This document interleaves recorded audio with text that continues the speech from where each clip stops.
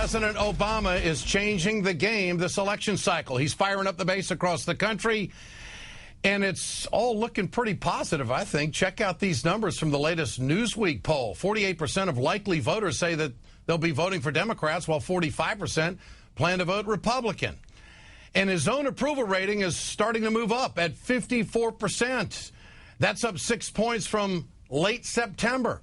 I think Republicans are in for a rude awakening. Democrats are off to a strong start in early voting and outpacing Republicans in key states. For more on that, let's go to Jonathan Alter, national affairs columnist for Newsweek. He's also an MSNBC political analyst. Jonathan, what do you make of these numbers? The president obviously is having an effect by going around the country. What do you think? He is having an effect, and the base is rallying, and early voting is looking much more positive for Democrats than people expected. But even though I'm from Newsweek, I think we need to take any single poll and approach it with some caution.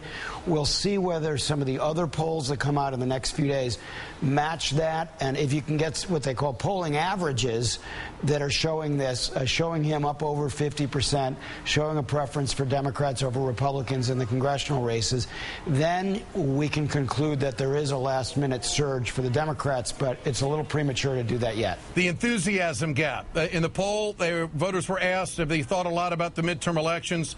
Republicans at 69%, Democrats at 62%. Also, which party did you vote for if you have voted already?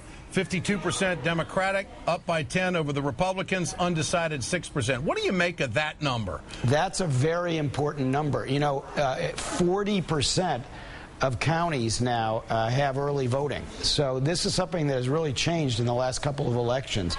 And it basically means that in the early returns, if those exit polls or the sampling that they do for early voting, the vote by mail, if it's accurate, that would show a better than expected result of the ballot box for Democrats. But there are so many moving pieces in this election, Ed, that we have to be very careful about jumping to too many conclusions. Part of what makes it so exciting, we don't yet know how this will go. Some people will win who we expect to lose. Other people will lose who we expected to win. And a lot of it's going to come down to whether motivated Democrats who are in districts where there is no real contest, where either it's a red or a blue district, whether they will call into neighboring districts, whether they will, get off the couch and work the phone banks in the districts nearby.